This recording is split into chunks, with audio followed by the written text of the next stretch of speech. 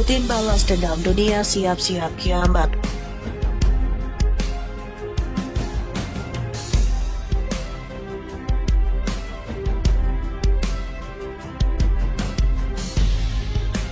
Rusia sepertinya semakin serius keluar dari Black Secret Initiative atau perjanjian biji-bijian Laut Hitam. Sekretaris Pers Kremlin Dmitry Peskov menegaskan tak ada peluang diperpanjang. Hal ini dikatakannya dalam sebuah wawancara sebagaimana dibuat surat kabar Izvestia. Dikutip Rusia Today atau RT, ia berujar kesepakatan tak sesuai tujuan awal. Rusia telah menunjukkan itikat baik beberapa kali membuat konsesi, katanya dikutip Senin 19 Juni 2023. Apa yang dijanjikan ke Moskow sebagai bagian dari kesepakatan masih belum terpenuhi tambahnya. Ia pun mengatakan memperpanjang perjanjian pun sepertinya tak mungkin. Menurutnya pihak yang berjanji dengan Rusia tak menepati janji. Hampir tidak mungkin untuk memprediksi semacam keputusan akhir di sini, tetapi kami hanya dapat menyatakan bahwa kesepakatan ini tidak memiliki peluang, jelas Peskov. Kesepakatan itu menyarankan perbuatan yang dilakukan oleh negara-negara atau organisasi-organisasi yang mengadakan perjanjian tambahnya. Dan satu bagian dari kesepakatan ini dilakukan yang terkait dengan janji yang dibuat untuk Rusia, tapi tidak pernah dilakukan, klaim juru bicara itu. Diketahui perjanjian biji-bijian Laut Hitam ditengahi oleh PBB dan Turki.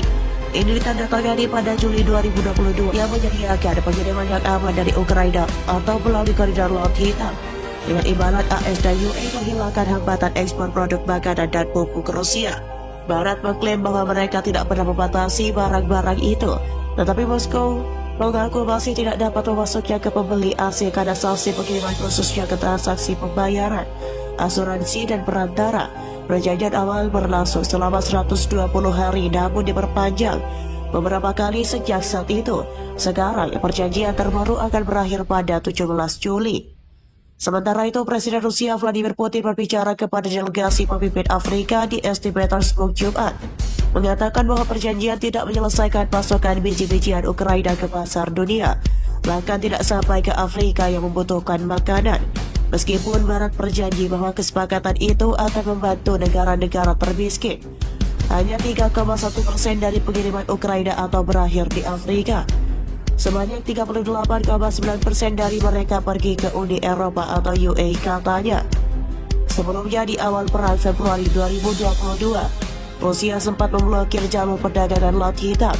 Ini membuat harga pangan melonjak di Maret 2022 dan membawa dunia pada ancaman kiamat makanan. Perserikatan Bangsa-Bangsa atau PBB mendesak Rusia, Ukraina, dan Turki untuk melanjutkan perundingan mengenai keberlanjutan kesepakatan ekspor biji-bijian dari Laut Hitam ketika mereka melakukan pertemuan di Istanbul Jumat 5 Mei. Kami mendesak semua pihak untuk melanjutkan pembicaraan mereka, mengatasi tantangan operasional, serta bekerja menuju implementasi penuh dan keberlanjutan inisiatif tersebut, kata Wakil Juru Bicara Sekretaris Jenderal PBB Farhan Haq dalam pengarahan pers.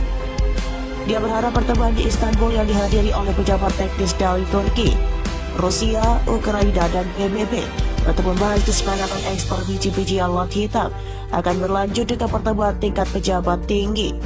Menurut Farhan, pusat koordinasi bersama atau JCC di Istanbul belum mencapai kesepakatan untuk mengizinkan kapal baru berpartisipasi dalam inisiatif biji-bijian Laut Hitam. JCC melanjutkan pekerjaan inspeksi hariannya pada kapal-kapal yang sebelumnya telah mendapat izin, ujar dia. Kepala Badan Organisasi Pangan dan Pertanian atau FAO, Massimo Torero, menilai kesepakatan tersebut telah memainkan peran penting dengan meningkatkan ketersediaan biji-bijian untuk dunia dan menurunkan harga.